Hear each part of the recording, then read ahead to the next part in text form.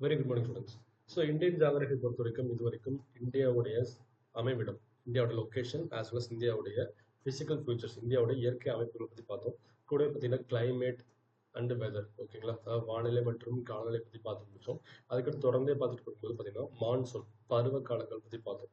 கூடவே பார்த்தீங்கன்னா இந்தியாவில் என்னென்ன டைப் ஆஃப் சாயில்ஸ் இருக்கு, அந்த சாயில்ல வந்து பார்த்தீங்கன்னா என்னென்ன மாதிரி கிராப்ஸ் கல்டிவேட் பண்றாங்க, இந்தியாவில் இருக்கக்கூடிய பருவ காலங்கள், இந்தியாவில் எந்தெந்த சீசன்ல வந்து நம்ம கல்டிவேட் பண்றாங்க, இதெல்லாம் பார்த்து முடிச்சோம்.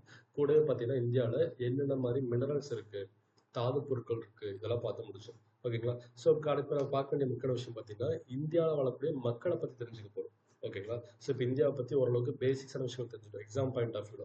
ஓகே, இப்போ நம்ம அடுத்து பார்க்க வேண்டிய விஷயம் பார்த்தீங்கன்னா இந்தியாவில் இருக்கக்கூடிய மக்கள் பற்றி பார்க்க போறோம். ஓகே, நமக்கு தெரிஞ்சிருக்கும்னு நினைக்கிறேன். ஸோ என்ன விஷயம் பார்த்தீங்கன்னா இதற்கு முன்னாடி வரைக்கும், தட் 2023 முன்னாடி வரைக்கும் பார்த்தீங்கன்னா, ஸோ ஒட்டுமொத்த வேர்ல்டுல பாப்புலேஷன்ல சீனா டாப்ல இருந்தாங்க. பட் இப்போ வந்து பார்த்தீங்கன்னா பாப்புலேஷன் நம்ம இந்தியா தான் டாப்ல இருந்துட்டு இருக்கோம். ஓகேங்களா. அப்போ இந்த பாப்புலேஷன் என்ன சார் தெரிஞ்சுக்கணும். ஓகேவா. ஃபர்ஸ்ட் விஷயம் பார்த்தீங்கன்னா வந்து தெரிஞ்சுக்க விஷயம் தான் பாப்புலேஷன், அதாவது தமிழ்ல மக்கள் தொகைன்னு சொல்லுவாங்க. பாப்புலேஷன் தமிழ்ல வந்து மக்கள் தொகை. ஓகேவா. அப்போ மக்கள் தொகை என்ன விஷயம் பார்த்தீங்கன்னா வந்து இந்த மக்கள் தொகை பாப்புலஸ்ங்கிற வார்த்தை, பாப்புலேஷன் வார்த்தை இருக்கு இல்லையா, அது ஆக்சுவலா பாப்புலஸ் அப்படிங்கிற ஒரு லத்தீன் மொழி சொல்லுது போகுது. ஓகேவா. Can derive from the populus, populus அப்படிங்கிற ஒரு லத்தீன் மொழி சொல்லுது நமக்கு பாப்புலஸ்ங்கிற வார்த்தை போகுது. ஓகேங்களா. அப்ப என்ன விஷயம் பார்த்தீங்கன்னா பாப்புலஸ் அப்படின்னா அதுக்கு பேர் வந்து பீப்புள் அர்த்தம். பாப்புலஸ் அப்படிங்கிற அந்த லத்தீன் சொல்லுக்கு, லத்தீன் வேர்டுக்கு பார்த்தீங்கன்னா வந்து பாப்புலஸ் அப்படின்னு மீனிங். அப்ப இந்த பாப்புலேஷன் என்ன விஷயம் பார்த்தீங்கன்னா total number of people living in a particular place. ஓகேவா. ஒரு குறிப்பிட்ட பிளேஸ்ல வாழக்கூடிய ஒட்டுமொத்த மக்கள். Total number of people, total number of people living in a particular place. நம்மளை பொறுத்த வரைக்கும் இது இந்தியா. ஓகேவா. தமிழ்நாட்டை பொறுத்த வரைக்கும் தமிழ்நாட்டு மக்கள் சொல்றோம் இல்லையா, அப்படி விஷயம் தமிழ்நாடுங்கிற பர்டிகுலர் பிளேஸ்ல, தமிழ்நாடுங்கிற குறிப்பிட்ட இடத்துல வாழக்கூடிய மக்கள். இது இலங்கையில என்ன சொல்லுவாங்க, இலங்கையில வாழக்கூடிய மக்கள். அப்படி விஷயம் ஒரு பர்டிகுலர் பிளேஸ்ல, ஒரு குறிப்பிட்ட இடத்துல வாழக்கூடிய மக்களுடைய மொத்த எண்ணிக்கை, டோட்டல் நம்பர் ஆஃப் பீப்புள். ஓகேங்களா. அதுக்கு என்ன சொல்றாங்க பாப்புலேஷன் அப்படின்னு சொல்றாங்க. அடுத்த விஷயம் பார்த்தீங்கன்னா பாப்புலேஷன் growth ஒரு கான்செப்ட் இருக்கு. பாப்புலேஷன் growth பார்த்தீங்கன்னா மக்கள் தொகை வளர்ச்சி அடையுது சொல்றோம் இல்லையா, டெய்லி ஏதாவது மக்கள் தொகை அதிகரிச்சுட்டே வருது, அத்தனை பேருக்கு சாப்பாடு இருக்குமா இருக்காது கவலைப்படுறாங்க இல்லையா. அப்புறம் விஷயம் பாப்புலேஷன் growth, மக்கள் தொகை வளர்ச்சி தெரிஞ்சுக்கும், மக்கள் தொகை வளர்ச்சி.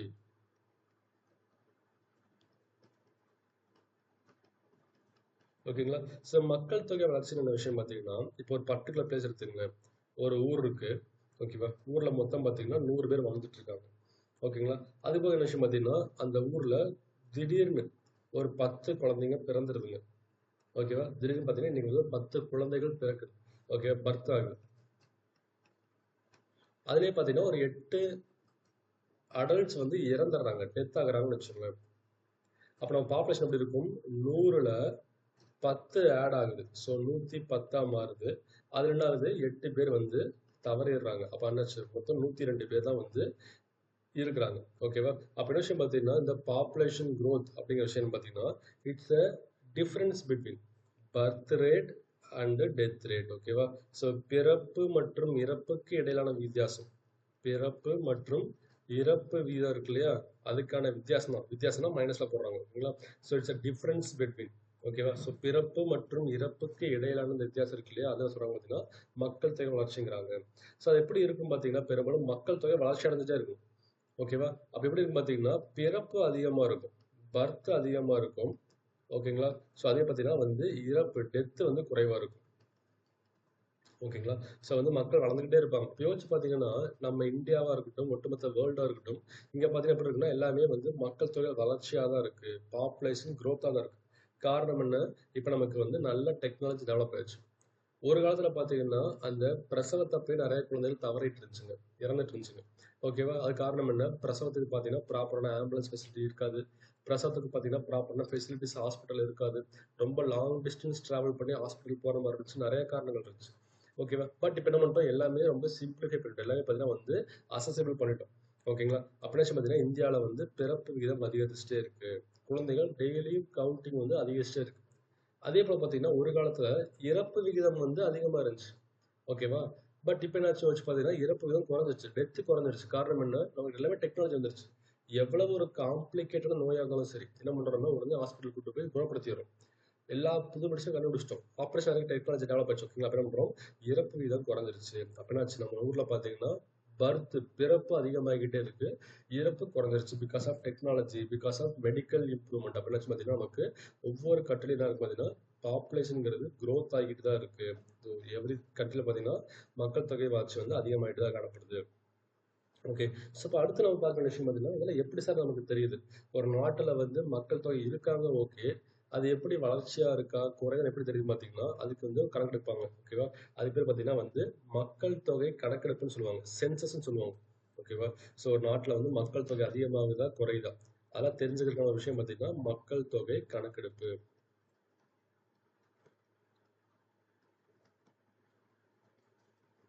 இங்கிலீஷ்ல அது பேர் வந்து சென்சஸ்ன்னு சொல்லுவோம்.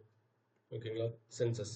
அப்படியே சென்சஸ் ஓகேவா? அப்படியே பார்த்தீங்கன்னா சென்சஸ்ங்கிறது ஒவ்வொரு 10 வருஷத்துக்கு ஒரு தடவை ஓகேங்களா என்ன பண்றாங்க? ஒவ்வொரு 10 வருஷத்துக்கு ஒரு தடவை வந்து கணக்கெடுப்பாங்க.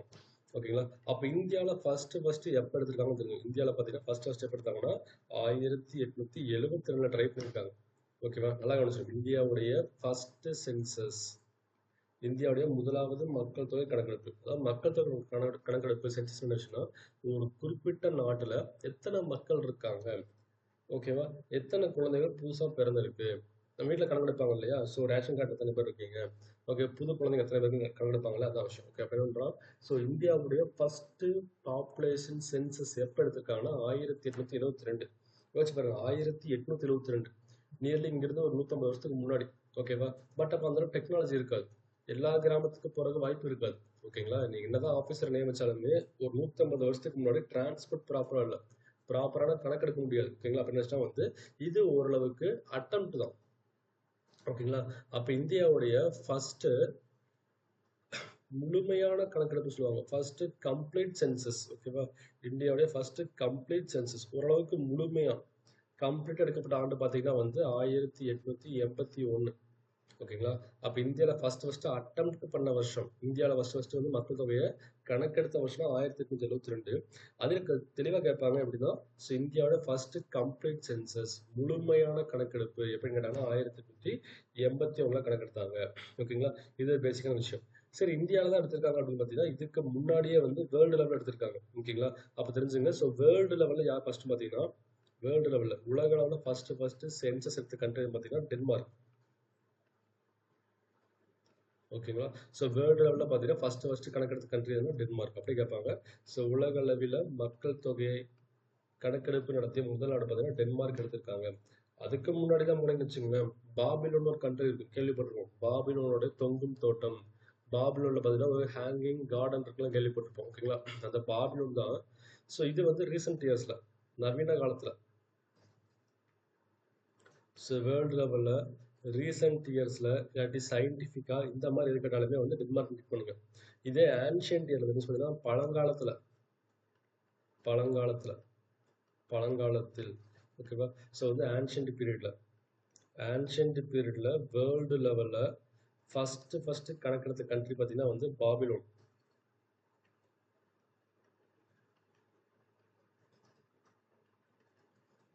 ஓகேங்களா? பாபிலோன் தான் பார்த்தீங்கன்னா ஃபர்ஸ்ட் ஆன்ஷியன்ட் பீரியட்ல ஓகேவா? ஸோ அந்த காலத்தில் சொல்லுவோம்ல அந்த மாதிரி. அப்போ தெரிஞ்ச விஷயம் 4 டேட்டா இருக்கு. ஸோ ஆன்ஷியன்ட் லெவலில் பழங்காலத்தில் வந்து கணக்கெடுத்த கண்ட்ரி பார்த்தீங்கன்னா பாபிலோனு. ரீசெண்டாக ஒரு சயின்டிஃபிக்காக ஓகேங்களா இப்படி கணக்கெடுத்த கண்ட்ரி பார்த்தீங்கன்னா டென்மார்க். இந்தியாவில் வந்து 1872 கம்ப்ளீட்டாக எடுத்த ஆண்டு வந்து 1881 இருக்கு. ஓகேங்களா? இது தெரிஞ்சுக்கணும். அடுத்த விஷயம் பார்த்தீங்கன்னா மக்கள் தொகை கணக்கெடுப்பு பற்றி பார்த்தோம் இல்லையா? அடுத்த ஒரு கான்செப்ட் இருக்குங்க. அது பார்த்தீங்கன்னா மக்கள் தொகை இயல்னு சொல்லுவாங்க. நம்ம படிப்போம் இல்லையா? ஸோ வந்து கவிதை இயல் ஓகேவா? வரலாற்றை பத்தி படிக்கிறது சொல்லி படிப்போம் அப்படின்னா இயல்னு ஒரு கான்செப்ட் இருக்கு. இயல் அப்படின்னா ஸ்டடிஸ் நடக்கும். என்ன விஷயம் பார்த்தீங்கன்னா வந்து மக்கள் தொகை அதை பத்தி படிக்கிறது மக்கள் தொகை இயல். ஓகேவா? இங்கிலீஷ்ல சொல்லுவாங்க பார்த்தீங்கன்னா வந்து டெமோகிராஃபின்னு சொல்லுவாங்க. இங்கிலீஷ்ல வந்து டெமோகிராஃபி. ஓகேங்களா? அப்ப டெமோகிராஃபிங்கிற வார்த்தை பார்த்தீங்கன்னா இந்த டெமோங்கிற வார்த்தை இருக்கு இல்லையா? அது ஆக்சுவலா ஒரு கிரீக் வேர்டு. டெமோங்கிற பார்த்தீங்கன்னா ஒரு கிரேக்க மொழி சொல், கிரீக் வேர்டு. ஓகேங்களா? அப்ப இந்த டெமோக்கு என்ன மீனிங் பார்த்தீங்கன்னா இங்கேயும் பீப்புள் தான் மீனிங். இப்போ நல்லா ரீகால் பண்ணி பாருங்க போகலாம். ஸோ பாப்புலேஷனுங்கிற வார்த்தை பாப்புலஸ் அப்படிங்கிற லத்தீன் மொழி சொல்லி பார்த்தோம். அங்கே பாப்புலஸ் அப்படிங்கிற லாட்டின் வேர்டுக்கும் பீப்புள்னு தான் மீனிங்கு. அதே போல் இங்கே இருக்கக்கூடிய டெமோ அப்படிங்கிற கிரீக் வேர்டுக்கும் பீப்புள் அப்படிங்கிறது தான் மீனிங்கு. ஓகேங்களா? அப்போ கிராஃபிஸ் இருக்கு இல்லையா, அப்போ அந்த கிராஃபுக்கு என்ன மீனிங்னா டெமோக்கு மீனிங் வந்து பீப்புளு. ஓகேவா? அங்கே இருக்கக்கூடிய கிராஃபி இருக்கு இல்லையா, இந்த கிராஃபிஸ்க்கு என்ன மீனிங் பார்த்தீங்கன்னா வந்து ஸோ கால்குலேஷன், கணக்கெடுப்பு அர்த்தம். அது என்ன பண்ணுறோம், மக்கள் தொகை வந்து ப்ராப்பராக கணக்கெடுக்க போகிறோம் அப்படிங்கிற விஷயம். ஓகேங்களா? அப்போ என்ன பண்ணுறாங்கன்னா மக்கள் தொகை இயல்ங்கிறதுனா ஸ்டாட்டிஸ்டிக்கலாக கால்குலேட் பண்ண போகிறோம். ஓகேவா? சயின்டிஃபிக்கலாக, ஸ்டாட்டிஸ்டிக்கலாக, புள்ளி விவரப்படி, ஸ்டாட்டிஸ்டிக்கலி, புள்ளி விவரப்படி. ஓகேவா? அப்படி எடுக்கக்கூடிய விஷயம் தான் பார்த்தீங்கன்னா மக்கள் தொகை இயல்னு சொல்லுவாங்க. அதாவது பார்த்தீங்கன்னா புள்ளி விவரம்னா ரொம்ப அக்யூரேட்டாக இருக்கும். ஸோ உதாரணத்துக்கு பார்த்தீங்கன்னா ஒரு பர்டிகுலர் ஏரியா கோயம்புத்தூர் இருக்குன்னு வச்சுக்கோங்களேன். அந்த கோயம்புத்தூர்ல பார்த்தீங்கன்னா டோட்டல் மேல் எவ்வளவு, ஆண்கள் எவ்வளவு, டோட்டல் பெண்கள் எவ்வளவு, அந்த டோட்டல் மேல்லையே பார்த்தீங்கன்னா சில்ட்ரன் எவ்வளவு, ஆண்கள்லேயே ஆண் குழந்தைகள் எத்தனை பேர், அடல்ட் ஆண்கள் எத்தனை பேர், அதுலேயே பார்த்தீங்கன்னா வந்து வயதானவர்கள் எல்டர் எத்தனை பேர். ஓகேங்களா? அந்த அடல்ட் ஆண்கள் இருக்காங்கன்னா, அதாவது ஆடவர்கள் இருக்காங்கன்னா, அந்த ஆடவர்களில் படிக்கிறவங்க எத்தனை பேர், ஓகேவா? ஸோ வந்து ஸ்டூடெண்ட்ஸ் எத்தனை பேர், எம்ப்ளாயிஸ் எத்தனை பேர், ஓகேவா? அன்எம்ப்ளாய்டு எத்தனை பேர். இந்த மாதிரி பார்த்தீங்கன்னா ரொம்ப புள்ளி விவரமா இருக்கும். ஓகேங்களா? இந்த மாதிரி கால்குலேஷன் சொல்லுவாங்க பார்த்தீங்கன்னா டெமோகிராஃபின்னு சொல்லுவாங்க. அதாவது பார்த்தீங்கன்னா மக்கள் தொகையை பற்றின ஒரு ப்ராப்பரான புள்ளி விவரம் இருக்கு இல்லையா, அது பேர் சொல்றாங்க பார்த்தீங்கன்னா மக்கள் தொகை இயல், டெமோகிராஃபின்னு சொல்றாங்க. சரி, இப்படி மக்கள் தொகையெல்லாம் இருக்கு, மக்கள் தொகை எல்லாம் படிக்கிறோம் இல்லையா, இந்த மக்கள் தொகையை பத்தி பார்க்கும்போது என்னென்ன காரணங்களால இது பாதிக்கப்படும் யோசிச்சு பாருங்க. இந்தியா முழுக்க எல்லா பகுதியிலையும் வந்து மக்கள் தொகை ஒரே மாதிரி கிடையாது. ஓகேங்களா? சரி, நம்ம என்ன பண்றோம், சென்னைக்கு வேலையை நோக்கி போய்கிட்டே இருக்கும். அப்ப என்னாச்சு, கிராமங்கள் ஃபுல்லா காலி ஆகிட்டே இருக்கு, பட் சென்னை வந்து ஃபில் ஆகிட்டே இருக்கு.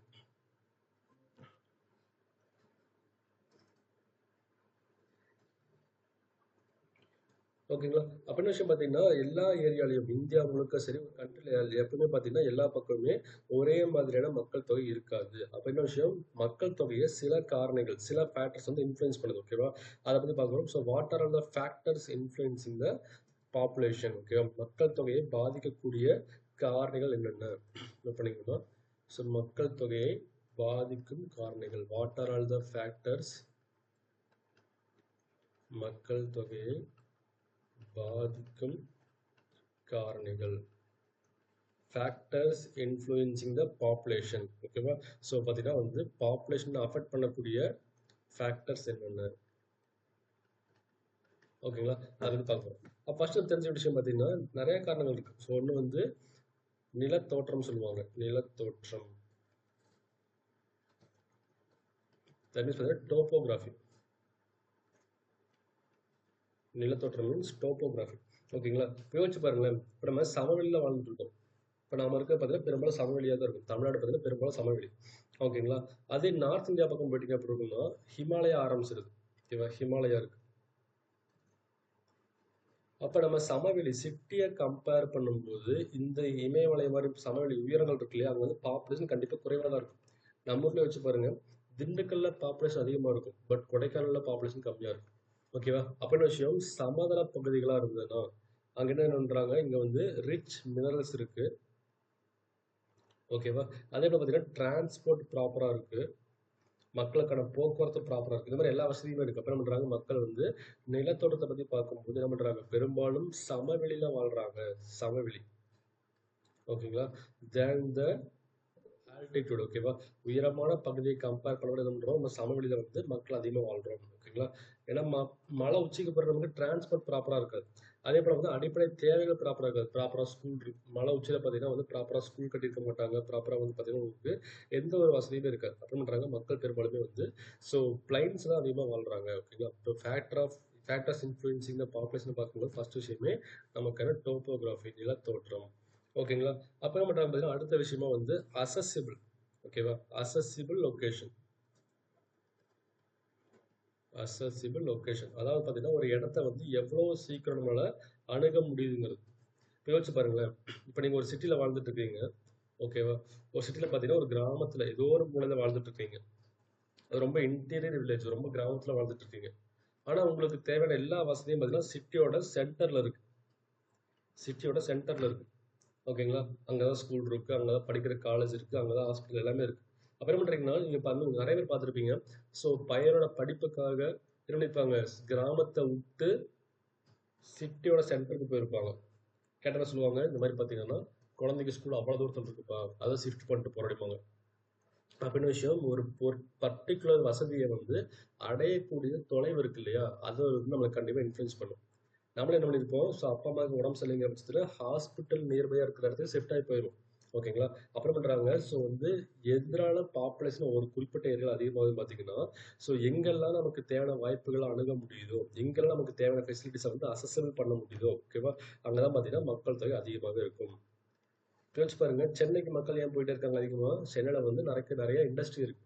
சென்னையில வந்து பாத்தீங்கன்னா மக்களுடைய அந்த ஜாப் எம்ப்ளாய்மெண்ட் ஃபுல்ஃபில் ஆகுது. அப்புறம் பண்றாங்க, மக்கள் ஃபுல்லாவே வந்து தன்னோட தேவைக்காக என்ன பண்றாங்க, ஷிஃப்ட் ஆகி போய்கிட்டே இருக்காங்க. இது ரெண்டாவது விஷயம். ஓகேங்களா. ஜஸ்ட் இது எல்லாமே ஒரு ஸ்டோரி மாதிரி தான் இருக்கும். ஜஸ்ட் நீங்க படிச்சாலே ஜஸ்ட் ஒரு கோர்த்து போட்டாலே ஈஸியாக ஞாபகம் வரும். ஸோ ஃபர்ஸ்ட் விஷயம் பார்த்தீங்கன்னா டோபோகிராஃபி, நிலத்தோற்றம். ரெண்டாவது விஷயம் பார்த்தீங்கன்னா ஒரு ஃபெசிலிட்டியை நம்ம எவ்வளோ சீக்கிரம் அணுக முடியுது அப்படிங்கிறது வந்து ரெண்டாவது விஷயம். ஓகேவா. அடுத்து பார்த்தீங்கன்னா வந்து so water supply, saturated water supply, தேவையான அளவுக்கு வாட்டர் சப்ளை இருக்கும். சேச்சுரேட்டட் வாட்டர் சப்ளை, ஓகேவா. தேவையான அளவு தண்ணீர் வசதி இருக்கும். ஓகேங்களா. யோசிச்சு பார்த்தீங்கன்னா ஒரு காலத்துல சென்னையில இருந்து மக்கள் நிறைய பேர் ஷிஃப்ட் ஆகி கிராமத்துக்கு போயிட்டு இருந்தாங்க. ஏன்னா ஒரு காலத்துல வந்து பாத்தீங்கன்னா ரொம்பவே ட்ரையான ஏரி, தண்ணி பஞ்சமா இருக்கிற அளவுக்கு பாத்தீங்கன்னா நமக்கு வாட்டர் சப்ளை இல்லாம போச்சு. ஓகேங்களா. இப்ப யோசிச்சு பாருங்க, டெசர்ட் இருக்குன்னா, பாலைவனம் இருக்கு இல்லையா, அந்த டெசர்ட்ல மக்கள் பெரும்பாலும் வாழ்றது கிடையாது. ஓகேங்களா. காரணம் என்ன, அது வந்து வாட்டர் சோர்ஸ் ரொம்பவே கம்மி, வாட்டர் ரொம்ப கம்மியா இருக்கும். அப்படின்ற மக்கள் வந்து மூவ் ஆயிட்டு எங்க வாட்டர் அதிகமா இருக்கோ அங்க மூவ் ஆயிடுறாங்க, எங்க வாட்டர் அதிகமா இருக்கோ மூவ் ஆகுறாங்க. ஓகே. ஏன்னா மனிதனோட அடிப்படை தேவை வந்து உணவு, உடை, இருப்பிடங்கிற மாதிரி. ஸோ கண்டிப்பா இந்த உணவு தயாரிக்கிறதுக்கும் சரி, குடிக்கிறதுக்கும் சரி நமக்கு என்ன தேவைன்னா வாட்டர் தேவைப்படுது. அதான் மக்கள் என்ன பண்ணிப்பாங்க, ஆதி காலத்துல இருந்தே அந்த ரிவர்ஸ் இருக்கு இல்லையா, அங்க செட்டில் ஆயிருப்பாங்க.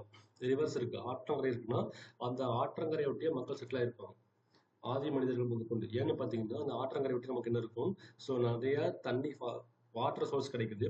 கூடவே பார்த்தீங்கன்னா நமக்கு என்ன ஆகுதுன்னா வந்து நிறைய ட்ரீஸ் இருக்கும். ஓகேவா. ஸோ இயற்கையான தாவரங்கள் காணப்படும். கூடவே குளிக்கிறதுக்குலாம் வந்து தண்ணியும் தேவைப்படும். அப்புறமேட்டா மக்கள் தேவையான வாட்டர் சோர்ஸ் இருந்தா அங்க நிறைய பேர் குடியிருப்பாங்க. ஓகேவா. மக்கள் தொகை கண்டிப்பா அதிகமா காணப்படும். ஸோ வாட்டர் சோர்ஸ் அதிகமா இருந்தா பாப்புலேஷன்ங்கிறது அதிகமா காணப்படும். இது ரொம்ப சிம்பிளா அனலைஸ் பண்ணி கேட்பாங்க. If there is no water, அங்க பாப்புலேஷன் எப்படி இருக்கும்? இந்த மாதிரி பார்த்தீங்கன்னா வந்து டைரக்டா கேட்க மாட்டாங்க. ஒரு 4 ஸ்டேட்மெண்ட் கொடுப்பாங்க. ஓகேவா. Consider the following factors. ஓகேவா. கீழ்கண்ட வாக்கியங்களை கவனிங்க. என்ன கொடுத்துருப்பான், ஸோ வந்து வாட்டர் சப்ளை அதிகமா இருந்தா பாப்புலேஷன் அதிகமா இருக்கும். ஓகேவா. ஸோ இண்டஸ்ட்ரியல் ஃபெசிலிட்டிஸ் கம்மியா இருந்தா அங்க பாப்புலேஷன் குறைவா இருக்கும். ஓகேங்களா. ஒரு ஃபெசிலிட்டியை சீக்கிரமா என்னால அணுக முடியுது, அப்ப பாப்புலேஷன் அதிகமா இருக்கும். இந்த மாதிரி பாத்தீங்கன்னா 4 ஸ்டேட்மெண்ட் கொடுத்துருப்பான். 4 ஸ்டேட்மெண்ட் கொடுத்துட்டு இதுல ஏ கரெக்ட், ஓகேங்களா, ஏபி கரெக்ட், எல்லாமே கரெக்ட்ங்கிற மாதிரி டிக் பண்ணி கொடுத்துருப்பாங்க. ஓகேங்களா. இந்த மாதிரி தான் கொஸ்டின்ஸ் கேட்பாங்க. ஆனா வந்து ஜஸ்ட் ஸ்டோரி மாதிரி தான் இருக்கும். பட் வந்து அப்சர்வ் பண்ணிட்டீங்கன்னா ஈஸியாக டிக் பண்ணிடலாம். ஓகே. இந்த மாதிரி பார்த்தீங்கன்னா ஜஸ்ட் ஒரு ஸ்டோரியா படிச்சு வச்சுக்கணும். அடுத்து நமக்கு என்ன தெரியும் பார்த்தீங்கன்னா வந்து மண். ஓகேவா. சாயில் இருக்கு இல்லையா, நம்ம ஆல்ரெடி படிச்சிருக்கோம். ஸோ இந்தியாவில் வந்து there are 8 types of soil இருக்கும் படிச்சோம். சாயில்ஸ் இந்தியாவில் வந்து மொத்தம் 8 டைப் ஆஃப் சாயில் இருக்குன்னு சொல்றோம். இது என்ன சொல்றாங்க பார்த்தீங்கன்னா, நல்லா அனலைஸ் பண்ணி பார்க்கும்போது தெரியுது உங்களுக்கு. ஸோ எங்கெல்லாம் அலுவியல் சாயில் இருக்கோ, எங்கெல்லாம் பார்த்தீங்கன்னா வந்து வண்டல் மண் இருக்கோ, அலுவியல் சாயில்ஸ், எங்கெல்லாம் வண்டல் மண் காணப்படுதோ அங்கெல்லாம் என்ன பண்றாங்களாம், மக்கள் அதிகமா இருக்காங்களாம். வண்டல் மண் அதிகமா இருந்தா என்ன பண்றாங்க, அங்க வந்து மக்கள் தொகையும் அதிகமா இருக்கு அப்படின்னு சொல்லி கண்டுபிடிச்சிருக்காங்க. ஏன் அப்படி பார்த்தீங்கன்னா, நான் ஆல்ரெடி சொன்னதான். ஸோ ஒரு மவுண்டைன் இருக்குன்னா, ஓகேவா, அந்த மவுண்டன் விட்டு கண்டிப்பா என்ன இருக்கும், ஆறுகள் ஓடும். ஓகே. அந்த ஆறு எப்படி உருவாகும், ஸோ மலையிலிருந்து உருவாகுது. அது என்ன பண்ணுது, ஒவ்வொரு பாறைக்குள்ளேயும் நுழைஞ்சு நுழைஞ்சு வருது. ஓகேங்களா. அப்ப என்ன பண்ணுவோம், அந்த பாறையுடைய தாது பொருட்கள் மினரல்ஸ் ஃபுல்லாவே அந்த ஆறு கொண்டு வரும். ஓகேவா. ஆற்று நீர் மலையில் உருவாகுது இல்லையா, அது தண்ணி என்ன பண்ணுது, ஸோ பார்த்தீங்கன்னா ஒவ்வொரு பாறைக்குள்ளேயும் வரும்போது அங்க இருக்கிற பாறையை ஃபுல்லாக டீகே பார்த்தீங்கன்னா அரிச்சு அரிச்சு பார்த்தீங்கன்னா உங்களுக்கு அங்கிருந்து தாது பொருளை கொண்டு வரும். அது தாது பொருள் என்ன ஆகும், ஆற்றங்கரை ஓரத்துல வந்து டெபாசிட் ஆக ஆரம்பிக்கும். ஓகேங்களா. அப்ப என்ன ஆகும், ஆற்றங்கரை ஒட்டி பார்த்தீங்கன்னா வந்து நல்ல வளமான தாவரங்கள் உருவாகும். அப்ப இந்த ஆற்றங்கரை பகுதி எப்படி இருக்கும்னா நல்லாவே ஃபெர்டிலா இருக்கும், வளமான பகுதியா இருக்கும். அதான் சொல்றாங்க, இப்படி உருவாகிற மட்டும் தான் வந்து அலுவியல் செயல் பண்றோம். ஓகேவா? அப்படின்னு சொல்றாங்க பார்த்தீங்கன்னா, இந்த எங்கெல்லாம் அலுவல் ஒட்டுமொத்த இந்தியால அனலைஸ் பண்ணி பார்க்கும்போது, எங்கெல்லாம் அலுவல் சாயல் வண்டல் அதிகமா இருக்கோ, அங்கெல்லாம் வந்து மக்கள் தொகை அதிகமா இருக்குன்னு சொல்லி கண்டுபிடிச்சிருக்காங்க. ஓகேங்களா?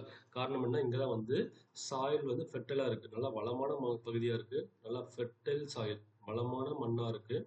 ஆஸ் வெல் அஸ் பார்த்தீங்கன்னா, நமக்கு என்ன பண்ண முடியுது இதனால? அக்ரிகல்ச்சரையும் ப்ராப்பரா ஃபாலோ பண்ண முடியுது. ஸோ அக்ரிகல்ச்சர வந்து ப்ராப்பரா ஃபாலோ பண்ண முடியுது. ஓகேங்களா? இது ஒரு காரணம். அதுபோக விஷயம் பார்த்தீங்கன்னா, நம்ம ஊர்ல அந்த சோசியல் ஆஸ் வெல் அஸ் பார்த்தீங்கன்னா வந்து எக்கனாமிக்கல் ஃபேக்டர்ஸ். ஓகேவா? சோசியல் அல்லது எக்கனாமிக்கல் அண்ட் பொலிட்டிக்கல் ஃபேக்டர்ஸ். அதாவது பார்த்தீங்கன்னா எக்கனாமிக்கல்னா பொருளாதார காரணிகள். எக்கனாமிக்கல்னா பொருளாதார காரணிகள். பொருளாதார காரணிகள். பொலிட்டிக்கல் ஃபேக்டர்னு பார்த்தீங்கன்னா அரசியல் காரணிகள். ஓகேங்களா? பொருளாதார மற்றும் அரசியல் காரணிகள். அப்படின்னு விஷயம் பார்த்தீங்கன்னா பொருளாதார காரணிகள்னா எக்கனாமிக்கலா நமக்கு வந்து நிறைய சம்பளம் கிடைக்கிறதுக்கு நம்ம போயிட்டே இருக்கும். யோசிச்சு பாருங்க, நம்ம 2 கம்பெனி வேலை பார்க்குறோம்னா ஒரு கம்பெனில வேலை செய்றோம். ஸோ கம்மியா காசு தராங்க. அப்ப என்ன பண்றோம்? இன்னொரு கம்பெனில பார்த்தீங்கன்னா அதே வேலைக்கு என்ன பண்றாங்க? அதிக சம்பளம் தராங்கன்னு வச்சுக்கோங்க. நம்ம இன்னும் கண்டிப்பா இங்க மூவ் ஆயிட்டு போயிட்டே இருக்கும். அதே போல அப்ப நம்ம வில்லேஜ்ல ஒர்க் பண்றோம். நமக்கான அடிப்படை தேவைகள் குறைவா இருக்கு. ஓகேவா? வில்லேஜ்ல பார்த்தீங்கன்னா உங்களுக்கு வந்து இன்கம் ரொம்ப குறைவா இருக்கு. அதே சிட்டில பார்த்தீங்கன்னா சென்னையில உங்களுக்கு பார்த்தீங்கன்னா இன்கம் ரொம்ப அதிகமா இருக்கு. ஓகேவா? வில்லேஜ்ல உட்காந்துட்டு நீங்க பார்ட் டைம் ஜாப் பார்க்க முடியாது. ஓகேங்களா? ஸோ ஏன்னா வில்லேஜ் வந்து பெரும்பாலும் உங்களுக்கு எப்படி இருக்கும்னா அக்ரிகல்ச்சர் டிபெண்ட் பண்ணி தான் இருக்கும். அதே சிட்டி மெட்ரோ சிட்டில பார்த்தீங்கன்னா உங்களுக்கு நிறைய பார்ட் டைம் ஜாப் பார்க்க முடியும். நிறைய பேர் பண்றவங்க இருக்காங்க. ஓகேவா? ஸோ 9 to 5 வந்து ப்ரொஃபஷனல் ஜாப் பார்த்துட்டு ஈவினிங் டைம்ல ஸ்விக்கி, ஜொமேட்டோ இல்லாட்டி பார்த்தீங்கன்னா ஓலா, ஊபர்ங்கிற மாதிரி பார்த்தீங்கன்னா கால் டாக்ஸி இல்லாட்டி பார்த்தீங்கன்னா ஏதோ ஒரு பார்ட் டைம் ஜாப் பார்க்குறாங்க. ஓகேவா? ஸோ அப்படின்னு விஷயம் பார்த்தீங்கன்னா வந்து அங்க எங்க உங்களுக்கு எக்கனாமிக்கலா ஜாப் அதிகமா இருக்கோ, ஓகேவா? எங்க உங்களுக்கு இன்கம் அதிகமா இருக்கோ, எங்க உங்களுக்கு வேலை வாய்ப்பு, எந்த இடத்துல பார்த்தீங்கன்னா உங்களுக்கான வருமானம் அதிகமா இருக்கோ மக்கள் பண்ணுவாங்க. கண்டிப்பா அங்க ஷிஃப்ட் ஆகி போயிட்டே இருப்பாங்க. அதனால என்ன பண்ணுறது பார்த்தீங்கன்னா இந்தியாவை பொறுத்தவரைக்கும் இப்போதைக்கு நமக்கு வில்லேஜ்ல இருந்து என்ன பண்றாங்க மக்கள் வில்லேஜ்ல இருந்து மக்கள் ஃபுல்லாவே சிட்டியை நோக்கி மூவ் ஆயிட்டு இருக்காங்க. ஓகேங்களா? ஸோ இப்போ தெரிஞ்சுக்கும். இதனால தான் பார்த்தீங்கன்னா இன்னொரு ஸ்கீம் லான்ச் பண்ணாங்களா கவனிச்சு பாருங்க. மக்கள் ஃபுல்லா என்ன பண்றாங்க வில்லேஜ்ல இருந்து சிட்டியை நோக்கி மூவ் ஆயிட்டு இருக்காங்க. ஓகேவா? சிட்டில ஆள் அதிகமாயிட்டே இருக்கு. அப்படி யோசிச்சு பார்த்தா நம்ம இந்தியாவோட முதுகெலும்பே கிராமங்கள் தான். சொல்லுவாங்க இல்லையா? So India lives in it's villages. Gandhi சொல்லியிருப்பாரு இந்தியா வந்து கிராமங்கள்ல தான் வாழ்ந்துட்டு இருக்கு. இந்தியாவில தான் கலாச்சாரம் பாதுகாக்கப்படுது. இந்தியாவில தான் கிராமங்கள்ல தான் பார்த்தீங்கன்னா வந்து கலாச்சாரம் கிராமங்கள்ல தான் பார்த்தீங்கன்னா வந்து உணவு உற்பத்தி பண்றாங்க. ஸோ கிராமங்கள் தான் முக்கியம்னு சொல்லி காந்தி கூட சொல்லியிருப்பாங்க. பட் என்ன விஷயம் பாருங்க, எல்லாருமே மக்கள் வந்து வேலையை தேடி சிட்டிக்கு போயிட்டு இருக்காங்க. அப்போ கிராமங்கள் வெறிச்சோடி காணப்படுது. அப்ப இதுக்கு ஒரு ஸ்கீம் கொண்டு வந்தாங்க தெரிஞ்சுங்க. என்னன்னா புறான்னு ஒரு ஸ்கீம் இருக்கு. ஆல்ரெடி எக்ஸாம்ல கேட்ட ஒரு ஸ்கீம். புறா. ஓகேவா? புறான்னு ஒரு ஸ்கீம் இருக்கு. அதிலே பார்த்தீங்கன்னா புறா 2.1 ஒரு ஸ்கீம் இருக்கு. இன்னும் நிறைய ஸ்கீம் இருக்கு. ஓகேங்களா? அதுல முக்கியமான விஷயம் புறாங்கிற ஸ்கீம். அடிக்கடி கேட்கிற கொஸ்டின். ஏன்னா புறாங்கிற ஸ்கீம் பார்த்தீங்கன்னா PURA. ஓகேவா? இதை கொடுத்ததே யாருன்னு பார்த்தீங்கன்னா நம்மளுடைய ஏபிஜே அப்துல் கலாம் தான் கொடுத்த ஸ்கீம் இது. ஏபிஜே அப்துல் கலாம் உருவாக்கின ஸ்கீம் தான் பார்த்தீங்கன்னா புறாங்கிற ஸ்கீம். இது என்ன சொல்றாங்க பார்த்தீங்கன்னா, சரி யோசிச்சு பாருங்களேன். ஏன் வில்லேஜ்ல இருந்து மக்கள் சிட்டியை நோக்கி போறாங்கன்னு யோசிச்சு பார்த்தீங்கன்னா, வில்லேஜ்ல அடிப்படை வசதிகள் ரொம்ப கம்மி. வில்லேஜ்ல பார்த்தீங்கன்னா ஹாஸ்பிட்டல் ப்ராப்பரா இருக்காது. வில்லேஜ்ல வந்து ஸ்கூல் ப்ராப்பரா இருக்காது. வில்லேஜ்ல பார்த்தீங்கன்னா வந்து இண்டஸ்ட்ரியல் ப்ராப்பரா இருக்காது. அத்தனையுமே எங்க இருக்கு உங்களுக்கு சிட்டில இருக்கு. சென்னை வச்சு பாருங்க, அதிநவீன மருத்துவமனை இருக்கு. சென்னையில பார்த்தீங்கன்னா வந்து எல்லா ஃபெசிலிட்டியுமே இருக்கு. அது என்ன பண்றாங்க மக்கள் வந்து ஃபுல்லாவே சிட்டிக்கு போறாங்க. அப்ப மக்களுக்கான பேசிக் ஃபெசிலிட்டி வில்லேஜ்ல கிடையாது, சிட்டில இருக்கு. அதான் மேட்டர் இப்ப. அப்ப என்ன பண்றாங்கன்னா, ஸோ எல்லா வசதியுமே கிராமத்திலேயே உருவாக்கி கொடுத்துட்டா மக்கள் அங்கேயே வந்துருவாங்க. அதான் லாஜிக். ஓகேங்க. எனக்கு தேவை எல்லாமே கிராமத்திலே கிடைக்குதுங்கிறப்ப நான் சிட்டிக்கு மூவ் ஆக மாட்டேன். அதுக்கான ஸ்கீம் தான் பார்த்தீங்கன்னா புறாங்கிற ஸ்கீம். புறாக்கு என்ன சார் ஃபுல் ஃபார்ம் பார்த்தீங்கன்னா, providing urban amenities. Providing urban amenities in rural area. ஓகேவா? So providing urban amenities in rural area. அதாவது பார்த்தீங்கன்னா அதான் சொல்றாங்க புறான்னு சொல்லுவாங்க. சரியா? அதாவது எல்லாமே என்ன பண்றாங்க கிராமத்திலேயே அடிப்படை வசதி உருவாக்கி தரதா வந்து புறாங்க ஸ்கீம்ல அல்டிமேட் எய்மா இருக்கு. இது உருவாக்கின யார் பார்த்தீங்கன்னா அப்துல் கலாம் உருவாக்கி இருக்காரு. இது ஒரு டாபிக். அப்படின்னா எக்கனாமிக்ல உங்களுக்கு எங்க பெனிஃபிட் ஆகும் அங்க வந்து மக்கள் அதிகமா இருப்பாங்க. அடுத்து நம்ம பார்க்க விஷயம் பார்த்தீங்கன்னா அரசியல் காரணிகள் பொலிட்டிக்கல் ஃபேக்டர்ஸ். இது ஏன் சார் பார்க்கணும்னு சொன்னீங்கன்னா இப்போ ரீசெண்டாக ஒரு 4 வருஷத்துக்குள்ள என்ன பார்த்தீங்கன்னா அமீர் கான் ஒரு ஆக்டர் இருப்பார் ஹிந்தியில. ஓகேவா? அவர் என்ன சொல்றாரு பார்த்தீங்கன்னா அமீர் கான் சொல்ற விஷயம் ஸோ இந்தியாவில் வாழ்றதுக்கு ஓகேவா, என் மனைவிக்கும் சரி என் மகளுக்கும் சரி இன்செக்யூரா இருக்கு, நாங்கள் வேற கண்ட்ரிக்கு போகலாம் பார்க்கறது சொல்லி ஒரு பேட்டி கொடுத்துருந்தாரு. ஏன்னு பார்த்தீங்கன்னா அவங்களாம் ஒரு முஸ்லீம் ஃபேமிலிஸ் ஓகேவா.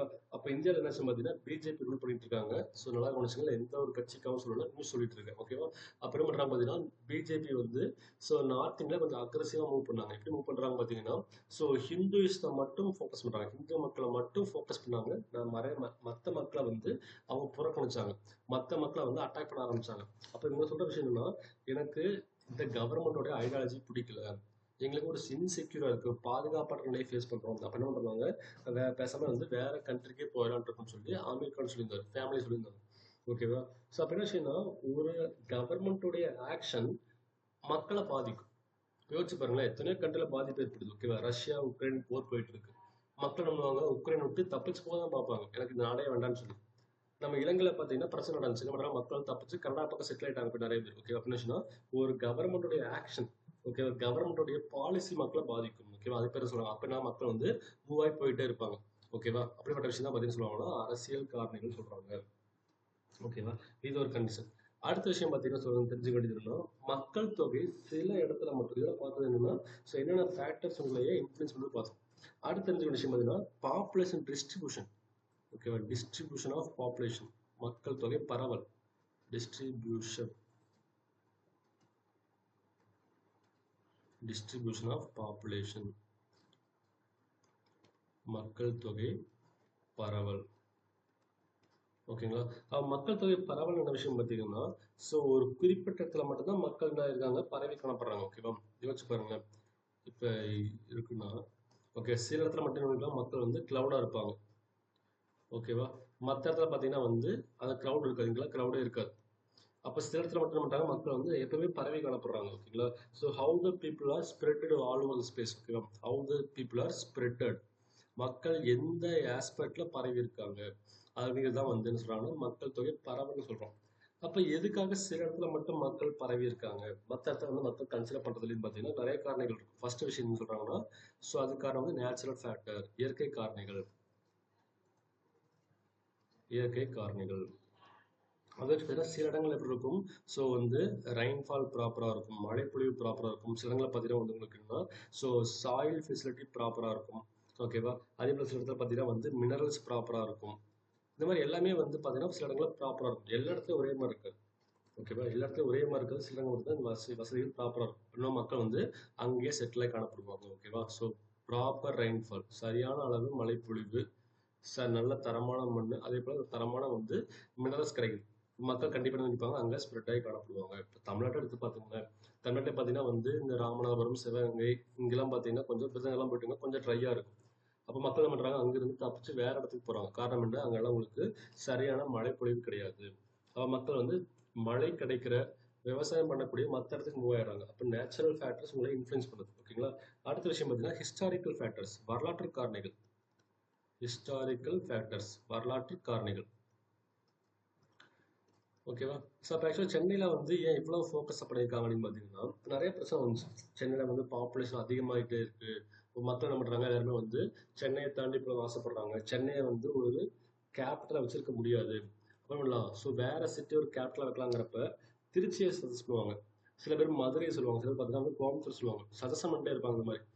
ஆனால் சென்னை தான் இப்போ வரைக்கும் கேபிட்டலாக இருக்குது. ஏன்னு பார்த்தீங்கன்னா சென்னைக்கு ஒரு ஹிஸ்டாரிக்கல் பேக்ரவுண்ட் இருக்கு ஓகேவா. ஸோ என்ன பண்ணுறாங்க, பிரிட்டிஷ்காரனுடைய ஈஸ்ட் இந்தியா கம்பெனி ரூல் பண்ணும்போது சென்னை தான் ஹெட்டாக இருந்துச்சு சவுத் இந்தியாவுக்கு ஓகேங்களா. அப்படின்னு விஷயம் சென்னை தான் பண்ணியிருக்காங்க, நிர்வாக ரீதியாக பயன்படுத்தியிருக்காங்க, அட்மினிஸ்ட்ரேஷன் பயன்படுத்தியிருக்காங்க. அப்போ சென்னைக்கு வந்து ஹிஸ்டாரிக்கல் ரீதியாக பார்த்தீங்கன்னா வந்து ஒரு பெரிய பேக்ரவுண்ட் இருந்திருக்கு. அதே போல் எல்லா சிட்டியுமே, இப்போ கல்கத்தா பார்த்தீங்கன்னா, கல்கத்தா எப்படி இருந்துச்சுன்னா ஈஸ்ட் இந்தியா கம்பெனியோடைய ரூலிங்கில் ஒரு பெரிய கேபிட்டலாக இருந்துச்சு ஓகேங்களா. அதே போல் மும்பை ஓகேவா, டெல்லி, இதெல்லாம் பார்த்தீங்கன்னா ஆல்ரெடி ஒரு நிர்வாக ரீதியா ஆல்ரெடி மக்கள் பரவி இருக்கக்கூடியது ஓகேவா.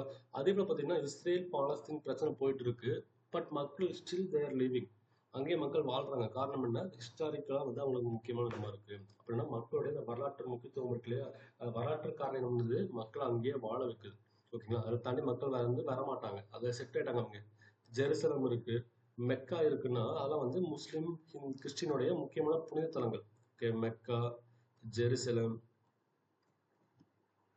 ஓகேங்களா. அதெல்லாம் வந்து ஒரு இன்செக்யூரிட்டியும் இருக்கும். என்னதான் புனிதமான விஷயமா இருந்தாலும் பார்த்தீங்கன்னா மற்ற மதத்தினால மற்ற கண்ட்ரியால ஒரு இன்செக்யூரிட்டி இருக்கும். ஓகேங்களா? வருகின்ற மக்கள் வந்து தன்னுடைய அந்த வரலாற்று ரீதியான பயணத்தினால அங்கே செட்டில் ஆகி காணப்படுறாங்க. ஓகேவா? இதெல்லாம் வந்து ஒரு விதமான காரணிகள். அடுத்த வழக்கமா பார்த்தா வந்து எக்கனாமிக்கல் ஃபேக்டர்ஸ். எக்கனாமிக்கல் ஃபேக்டர்ஸ் அதாவது உங்களுக்கு எங்கெங்க காசு படும் வேலை, அதாவது பார்த்தீங்கன்னா உங்களுக்கு வந்து எங்க எம்ப்ளாய்மெண்ட் அதிகமா இருக்கும், எங்க உங்களுக்கான இன்கம் அதிகமா இருக்கும், அங்கெல்லாம் மக்கள் வந்து நல்லா ஸ்ப்ரெட் ஆகி காணப்படுவாங்க. ஓகேங்களா? இதெல்லாம் பேசிக்கான விஷயம். அப்போ இன்னொரு விஷயம் தெரிஞ்சுக்க வேண்டியது என்னன்னு பார்த்தீங்கன்னா, மக்கள் தொகை பற்றி பார்த்துட்டு இருக்கோம் இல்லையா? இன்னொரு விஷயம் தெரிஞ்சுங்க, மக்கள் தொகைக்கான தினம், ஓகே, பாப்புலேஷன் டே இருக்கு. என்னைக்குன்னா ஜூலை 11. ஸோ உலக மக்கள் தொகை தினம் பார்த்தீங்கன்னா பாப்புலேஷன் டே. உலகத்துக்கான மக்கள் தொகை தினம் பாப்புலேஷன் டே எதுனா ஜூலை 11. சரி, இது யார் சார் கொண்டாடுறாங்கன்னு பார்த்தீங்கன்னா யூஎன்டிபி ஒருத்தவங்க இருக்காங்க. யூஎன்டிபி, ஓகேவா? ஸோ யூஎன்டிபினா வந்து யுனைடெட் நேஷன்ஸ் டெவலப்மெண்ட் ப்ரோக்ராம். தமிழில் பேர் பார்த்தீங்கன்னா ஐக்கிய நாடுகளுடைய மேம்பாட்டு திட்டம்னு சொல்லுவாங்க. ஓகேவா? யூஎன்டிபிங்க பார்த்தீங்கன்னா ஸோ யுனைடெட் நேஷன்ஸ்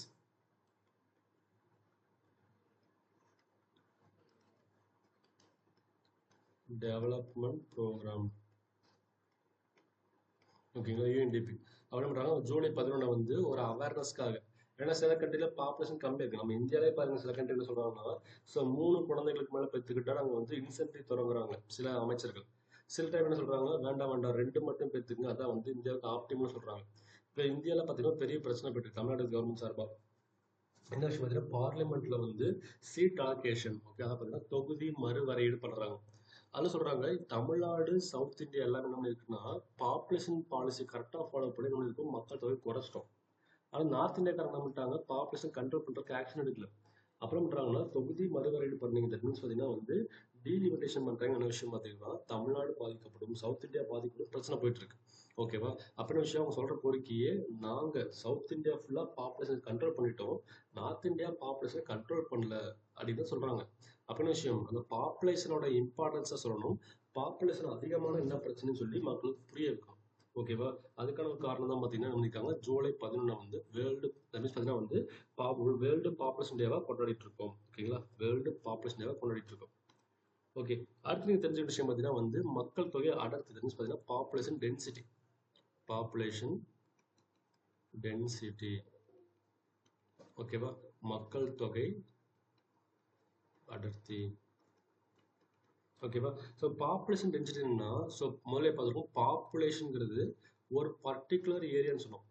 பாப்புலேஷன்னா ஒரு பர்டிகுலர் ஏரியாவில் வாழக்கூடிய டோட்டல் நம்பர் ஆஃப் பீப்புள். ஒரு குறிப்பிட்ட இடத்துல காணப்படக்கூடிய ஒட்டுமொத்த மக்கள் தொகை என்ன சொல்றோம்னா பாப்புலேஷன் சொல்லுவோம். பட் பாப்புலேஷன் டென்சிட்டிங்கிற விஷயம் பார்த்தீங்கன்னா ஒரு ஸ்கொயர் கிலோமீட்டர்ல, ஓகேவா? ஒரு ஸ்கொயர் கிலோமீட்டர்ல, அப்படின்னா ஒரு சதுர கிலோமீட்டர், ஒரு சதுர கிலோமீட்டர்ல வாழக்கூடிய மக்கள், ஒரு சதுர கிலோமீட்டர்ல வாழக்கூடிய மக்களோட எண்ணிக்கை. ஓகேவா? ஒரே ஒரு ஸ்கொயர் கிலோமீட்டர்ல இங்க வாழக்கூடிய மக்களோட எண்ணிக்கை சொல்லுவாங்க, பாப்புலேஷன் டென்சிட்டி சொல்லுவாங்க. இது தெரிஞ்ச ஒரு விஷயம் பார்த்தீங்கன்னா வந்து பாப்புலேஷன் டென்சிட்டி இருக்கு இல்லையா, எல்லா பக்கமும் ஒரே மாதிரி இருக்காது. எப்படி கல்குலேட் பண்றாங்கன்னா, so population density equal to என்ன சொல்றாங்க, total number of people, total number of people in a country, total number of people, ஒரு நாட்டுடைய ஒட்டுமொத்த மக்கள் தொகை டிவைட் பை அது நாட்டுடைய total land area, total land area. ஒரு நாட்டுடைய ஒட்டுமொத்த மக்கள் தொகை டிவைட் பை அது நாட்டுடைய ஒட்டுமொத்த லேண்ட் ஏரியா, நிலப்பரப்பு. ஓகேங்களா? அது ரெண்டு வகுக்கப்பட்ட என்ன கிடைக்கும், பாப்புலேஷன் டென்சிட்டி, மக்கள் தொகை அடர்த்தி காணப்படும். ஓகேங்களா? இது ஒரு பேசிக்கான விஷயம். அப்போ என்ன பண்றாங்க வந்து மக்கள் தொகை அடர்த்தி இருக்கு இல்லையா, இதை பத்தி பார்க்கும்போது சொல்றாங்கன்னா, ஸோ மக்கள் தொகை அடர்த்தி நம்ம என்ன பண்றோம்னா வந்து மொத்தம் மூணா பிரிக்கிறாங்க. ஓகேவா? ஸோ பாப்புலேஷன் டென்சிட்டி பொறுத்த வரைக்கும் இந்த ஏரியாவை மூணா பிரிப்பாங்க. என்னன்னா, ஸோ ஹையஸ்ட் பாப்புலேட்டட் ஏரியா, ஓகேவா, ஹைலி பாப்புலேஷன் டென்சிட்டி ஏரியா. ஓகேங்களா? அடுத்து பார்த்தீங்கன்னா மாடரேட், அதாவது பார்த்தீங்கன்னா அதிக மக்கள் தொகை அடர்த்தி கொண்ட ஏரியா. அடுத்து மாடரேட்லி பாப்புலேட்டட் டென்சிட்டி ஏரியா, அதாவது பார்த்தீங்கன்னா மிதமான மக்கள் தொகை அடர்த்தி கொண்ட ஏரியா. ஓகேவா? அடுத்து பார்த்தீங்கன்னா வந்து லோ, ஓகேவா? ஸோ லோவஸ்ட் பாப்புலேஷன் டென்சிட்டி, ஓகேவா? ஸோ குறைந்த மக்கள் தொகை அடர்த்தி கொண்ட ஏரியா. ஓகேவா? அப்போ அதிக மக்கள் தொகை அடர்த்தி என்ன சொல்றாங்கன்னா யோசிச்சு பார்த்தீங்கன்னா, ஸோ ஒரு ஸ்கொயர் கிலோமீட்டர், ஒரு ஸ்கொயர் கிலோமீட்டர், தட் மீன்ஸ் ஒரு சதுரடியில 50 பேருக்கு மேல இருந்தாலும் சொல்றாங்க. ஒரு ஸ்கொயர் கிலோமீட்டர்ல 50 பேருக்கு மேல இருந்தாலும் என்ன சொல்றாங்க பாத்தீங்கன்னா ஹையஸ்ட் பாப்புலேஷன் சொல்றாங்க. ஓகேங்களா? ஸோ அடுத்த விஷயம் பார்த்தீங்கன்னா ஒரு ஸ்கொயர் கிலோமீட்டர்ல ஓகேவா 10ல இருந்து 50 இருக்காங்க இல்லையா, அப்படி மக்கள் வாழ்ந்தாலும் அது பேர் வந்து மாடரேட். அப்போ யோசிச்சு பாருங்க, அந்த அளவுக்கு மக்களுக்கு வசதி தேவைப்படுது. இப்போ யோசிச்சு பார்த்தீங்கன்னா ஒரே ரூம்ல வந்து 10 பேர் தூங்க முடியும், பட் ரொம்ப நெருக்கமா இருக்கும். ஒரே கிளாஸ்ல 50 பேர் உட்கார முடியும், பட் நெருக்கமா இருக்கும். அப்படி சொல்றாங்கன்னா மாடரேட்டுங்கிற விஷயம் என்னன்னா 10 டு 50 தான் மாடரேட்டு. 50 பேருக்கு மேல இருந்தாலும் அதிகம்னு சொல்றாங்க. பட் அதே போல லோவஸ்ட் பார்த்தீங்கன்னு சொல்றாங்கன்னா, ஸோ ஒரு ஸ்கொயர் கிலோமீட்டர் எப்படி இருக்காங்க, மக்கள் தொகை அடர்த்தி 10 விட குறைவா இருக்குன்னா, இப்போ சில கண்ட்ரி அப்படி இருக்காங்க. ஓகேவா? நம்ம கேள்விப்பட்டிருப்போம். ஒரே கிராமத்திலேயே வந்து 2 பேர் மட்டும் தான் வாழ்றாங்க. ஒரு கிராமத்திலேயே வந்து ஒரு ஃபேமிலி மட்டும் தான் இருக்குன்னு கேள்விப்படுறோம் இல்லையா? அந்த மாதிரி இருக்கும் சில கண்ட்ரி எல்லாமே. சில அப்புறம் பண்றாங்க பார்த்தீங்கன்னா, வந்து வெறும் 10 பேர் கம்மியா இருக்கக்கூடிய மக்கள் இருந்தாங்கன்னா, அதுக்கு பேர் என்ன சொல்றாங்க? குறைந்த மக்கள் தொகை அடர்த்தி கொண்ட ஏரியா. தட் மீன்ஸ் பார்த்தீங்கன்னா லோவஸ்ட் பாப்புலேஷன் டென்சிட்டி சொல்றாங்க. இதுக்கு சில எக்ஸாம்பிள் நோட் பண்ணீங்க. என்னன்னா ஹையஸ்ட் பாப்புலேஷன் டென்சிட்டி இருக்கு இல்லையா, எங்கெல்லாம் மக்கள் அப்படி வாழ்றாங்க பார்த்தீங்கன்னா ஈஸ்ட் ஏஷியாவில், கிழக்கு ஆசியா, ஈஸ்ட் ஏஷியா கிழக்கு ஆசியாவில். அதே போல் பார்த்தீங்கன்னா வந்து நம்மளுடைய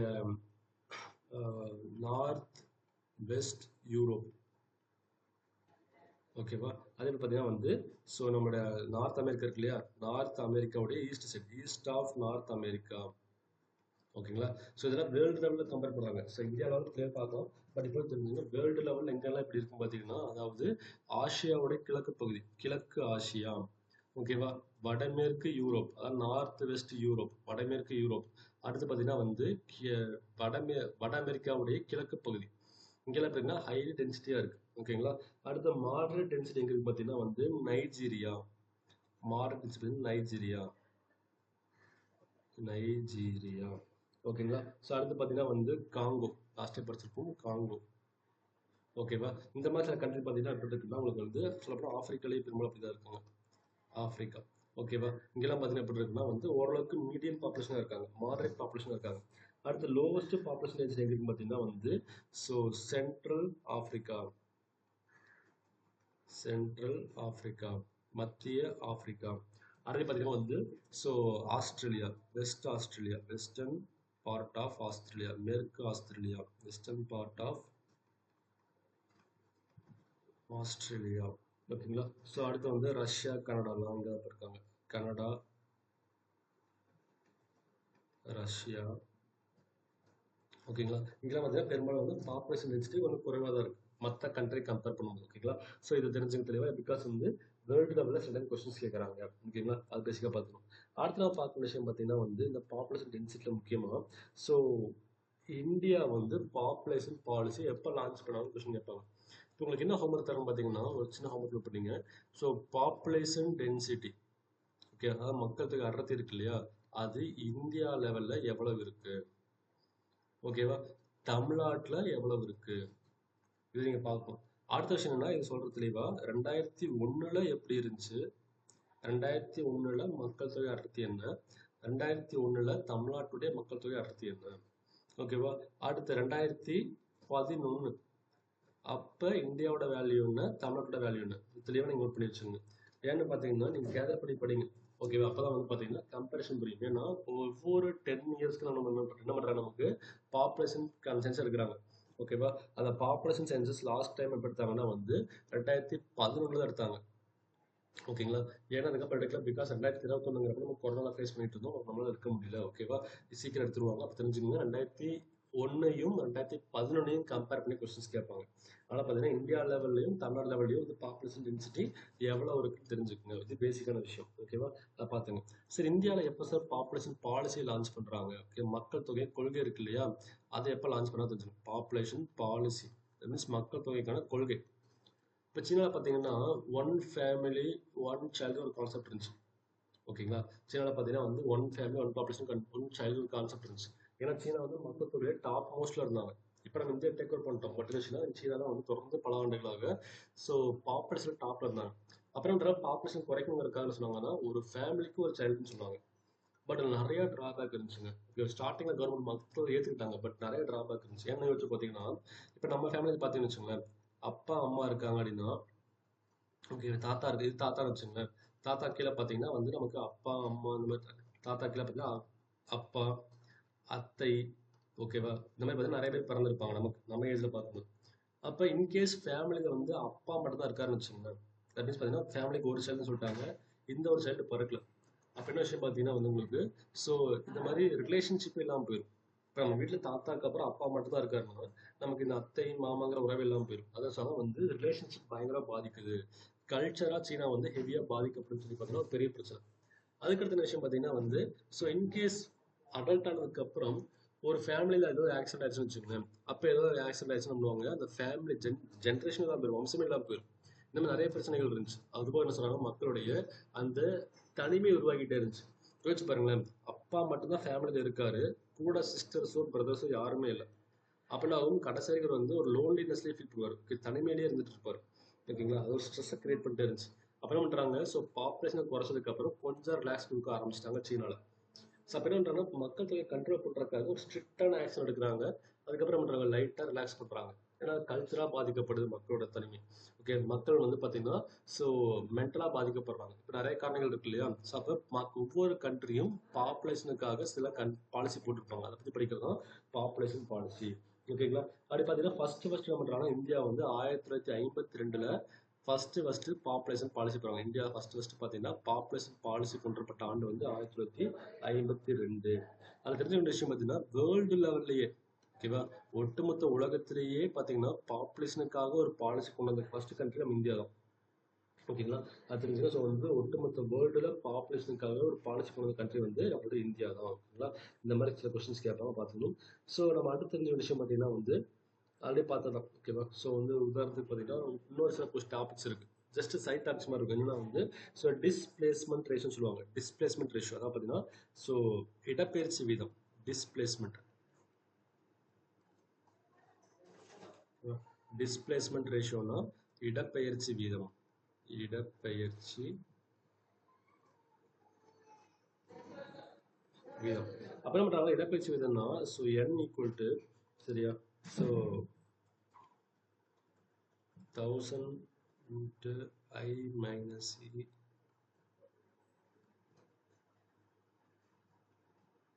divided by P.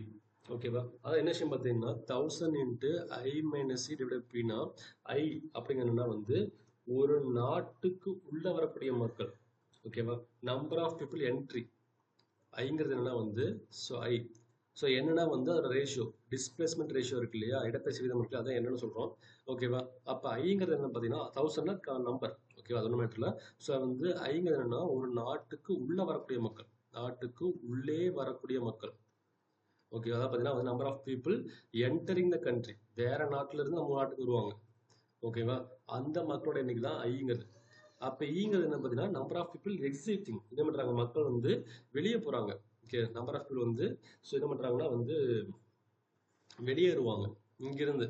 உதாரணத்துக்கு வச்சு பாருங்களேன். ஸோ இந்தியாவில் பார்த்தீங்கன்னா வந்து ஒரு பெரிய புயல் வந்துருச்சு. தொடர்ந்து வருஷம் புயல் வந்துட்டே இருக்கு. மக்கள் வாங்க ஒரு செக்யூரிட்டிக்காக இங்கிருந்து வெளியே போயிடுவாங்க. அதே இந்தியாவில் வந்து நிறைய டெவலப்மெண்ட் நடக்குதுன்ற மக்கள் உள்ள வருவாங்க. ஓகேவா? அப்போ ஸோ ஒரு நாட்டுக்கு உள்ள வரக்கூடிய மக்கள் மைனஸ் ஒரு நாட்டுல இருந்து வெளியே போகக்கூடிய மக்கள் டிவைடட் பைனா பாப்புலேஷன். ஓகேவா? ஸோ அதான் வந்து கான்செப்ட். அப்படின்னா வந்து மொத்த இடப்பெயர்ச்சி வீதம், அதாவது நம்பர் ஆஃப் டிஸ்பிளேஸ்மெண்ட் விஷயம் பார்த்தீங்கன்னா so n equal to 1000 into I minus E divided by P. அப்போ என்ன, ஐங்கிறது வந்து ஒரு கண்ட்ரிக்கு உள்ள வரக்கூடிய மக்கள். That means number of people entering to the country. ஈங்கிற பார்த்தீங்கன்னா number of people existing the country. Okay, என்ன பண்ணுறாங்க, மக்கள் எத்தனை பேர் வெளியே போகிறாங்க, எக்ஸிட் ஆகிறாங்கிறதா கான்செப்ட். ஓகேவா? அப்படின்னா வந்து இது தெரிஞ்சுக்கணும். அப்போ எல்லாம் எப்படி இருக்கும் பார்த்தீங்கன்னா வந்து ஒரு கண்ட்ரி நல்லா டெவலப்மெண்ட்டாக இருக்குது அப்படின்னா அங்கே எப்படி இருக்கும், ஐயோட ரேஷியோ அதிகமாக இருக்கும், ஈயோட ரேஷியோ குறைவாக இருக்கும். இப்போ அமெரிக்காவை வச்சு பாருங்க, யாரும் அமெரிக்கா விட்டு வெளியே வரப்போறது இல்லை. என்ன பண்ணுறாங்க, அமெரிக்காக்குள்ள தான் போயிட்டு இருப்போம் நம்ம எல்லாருமே. ஓகே, காரணம்னா அமெரிக்கா வந்து ஆல்ரெடி செட்டில்டு, வெல் டெவலப்டாக இருக்கு. ஓகேங்களா? அப்புறம் விஷயம், ஒரு கண்ட்ரி நல்லா வெல் டெவலப்டாக இருக்குன்னா மக்கள் உள்ள வரவங்க அதிகமாக இருப்பாங்க, வெளியேறவங்க குறைவாக இருப்பாங்க. ஓகேங்களா? இதான் வந்து டிஸ்பிளேஸ்மெண்ட் ரேஷியோ. அடுத்த விஷயம் பார்த்தீங்கன்னா ஃபெர்டிலிட்டி ரேஷியோ. Fertility ratio. ஓகேவா? ஃபெர்டிலிட்டி ரேஷியோனா கருவுறுதல் வீதம்.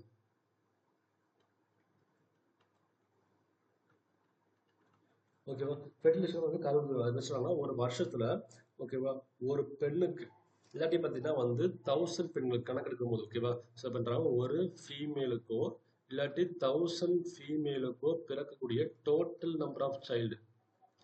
ஓகேவா?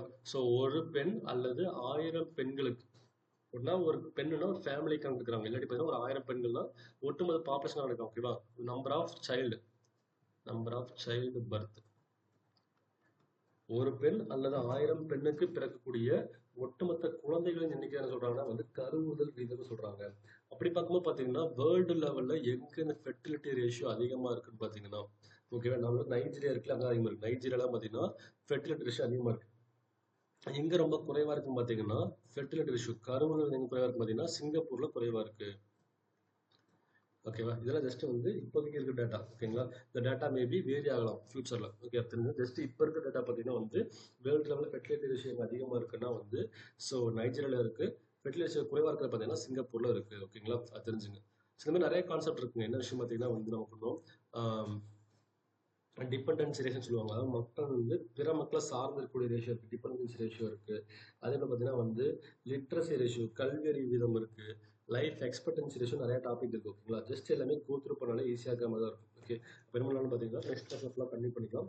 ஸோ இப்போ தெரிஞ்ச விஷயம் பார்த்தீங்கன்னா பாப்புலேஷனை பற்றி பார்த்துருக்கோம். அதாவது மக்கள் தொகை பற்றி பார்த்துருக்கோம். மக்கள் தொகை அப்படிங்கிறது பாப்புலஸ் அப்படிங்கிறது பார்த்தீங்கன்னா வந்து ஒரு லாட்டின் வேர்டு. அதாவது பார்த்தீங்கன்னா வந்து ஒரு லத்தீன் மொழி சொல்லி பார்த்தோம். அதை பற்றி கணக்கெடுக்கிறது தான் வந்து மக்கள் தொகை இயல், டெமோகிராஃபிங்லாம் பார்த்தோம். சென்சஸ் பற்றி படிச்சு முடிச்சோம். அதே போல் பார்த்தீங்கன்னா மக்கள் தொகை அடர்த்தி பற்றி படிச்சிருக்கோம். ஸோ அதே போல் வந்து ஒரு பர்டிகுலர் ஏரியாவில் மக்கள் தொகை இருக்குது இல்லை பர்டிகுலர் ஏரியாவில் வந்து மக்கள் தொகை குறைவாக இருக்குன்னா அது காரணமான சில ஃபேக்டரை பற்றி பார்த்து முடிச்சோம். ஓகேங்களா, ஜஸ்ட் இது எல்லாமே ரொம்ப ரொம்ப பேசிக்கான கொஸ்டின்ஸ். இதில் எப்படி தான் சார் கொஸ்டின் கேட்பாங்க பார்த்தீங்கன்னா இந்த பேசிக் கொஸ்டின் வந்து கேட்பாங்க. ஸோ மக்கள் தொகை அடர்த்தி அப்படிங்கிறது என்ன, தட் இஸ் பாப்புலேஷன் டென்சிட்டின்னா total number of people lived in a square kilometre.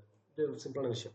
இந்த மாதிரி கேட்பாங்க. இல்லாட்டி எப்படி கேட்பாங்க, ஒருவேளை நீங்க எக்ஸாம் போறதுக்கு முன்னாடி சென்சஸ் ரிலீஸ் ஆயிடுச்சு அப்படின்னா, நம்ம இந்தியாவில் எடுக்கல. ஓகேவா, எடுத்தா என்ன ஒன்று பார்த்தீங்கன்னா சென்சஸ் ரிலீஸ் ஆச்சுன்னா கண்டிப்பாக சென்சஸ் பேஸ் பண்ணி கொஸ்டின் கேட்பாங்க.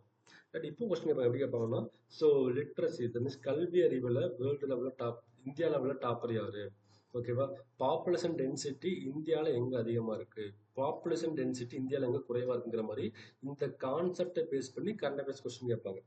ஓகேங்களா, ஸோ அந்த கரண்ட் அஃபேர்ஸ் டேட்டாவும் கொடுத்துட்றேன். ஓகேங்களா, ரொம்ப சிம்பிளாக இருக்கும். ஸோ ஃபஸ்ட் நீங்கள் கான்செப்ட் அண்டர்ஸ்டாண்ட் பண்ணிக்கோங்க. அதை மற்ற டேட்டாவெல்லாம் ஈஸியாக படிச்சுக்கலாம். ஓகேங்களா, ஒன்றும் பெரிய விஷயம் கிடையாது. Okay, fine. டவுட் இருக்குங்களா?